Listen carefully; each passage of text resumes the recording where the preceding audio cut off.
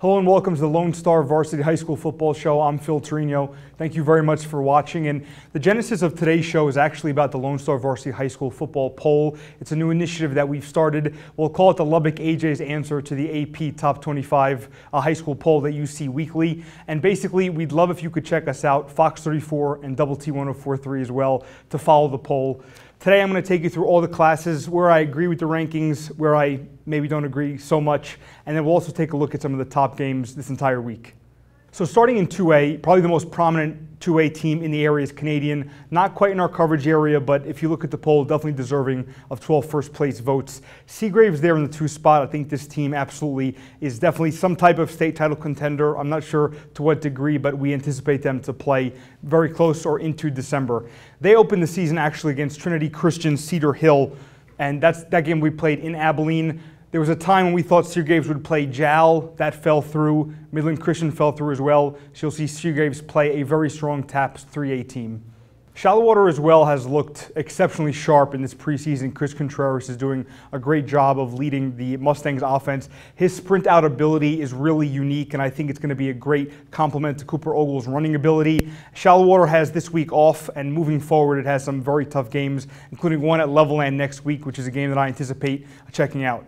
In 4A here, towards the top of the poll, you don't see too many Lubbock area teams right now. I think that could potentially change, Levelland being the most prominent right now. Estacado has the chance, with some FBS talent that it has on its defense, to climb up here, maybe if its offense gets sorted out. There's a couple of new pieces all around, especially on the offensive line, and Bo Sims takes over at quarterback. And Sims is a sophomore, and Danny Servants is very high on him.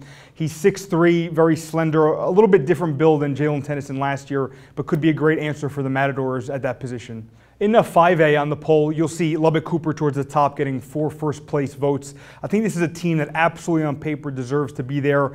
I'm sort of interested to see how Jared Dagey will progress as the new quarterback in this system. A lot of it relies on, even though it's split 50-50 with the run pass, a lot of it relies on being expansive and also very diverse in the different players that the Pirates choose to go to. I really would love to see what Seth Watts does this year, what Kyle Reedy does at the tight end spot. I think these are all players that have great potential. We'll see if they're able to capitalize on it.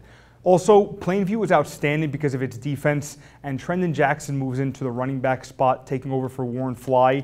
The Bulldogs, because of that wing tee that they run, are very difficult to play against, so I think they can definitely make things interesting in 4-5A. One of the writers from the Odessa American actually wrote me a note, kind of joking, saying all the Permian fans were really ecstatic to know that they were #1 in the Lonestar Varsity poll, and I kind of got a kick out of that, because the rest of his email sort of went on to say about how Permian fans, love to be told how great they are. So I can't speak to that myself, but maybe there's some credence to that. So Permian is at the top of the poll. No Lubbock area teams are quite there just yet. I think you'll see Friendship definitely surpass Amarillo High.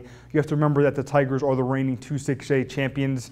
In terms of the other LISD teams in 6A, Monterey, I'm not convinced they will be able to climb, but I think Coronado, if its defense plays really well, that'll allow Quay Gray, the new sophomore quarterback, to make some mistakes. And I think that there's really the recipe there with Seth Parr's offense, to do very well. Thank you again for watching. And before I let you guys go, we're going to start something new because of our post-game show on Friday evenings that we'll be doing live on Periscope.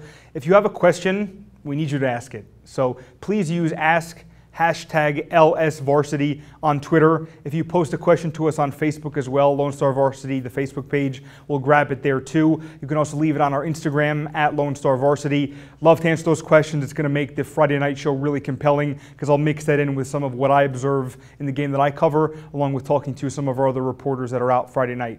Once again, thank you very much for watching. This is the Lonestar Varsity High School Football Show.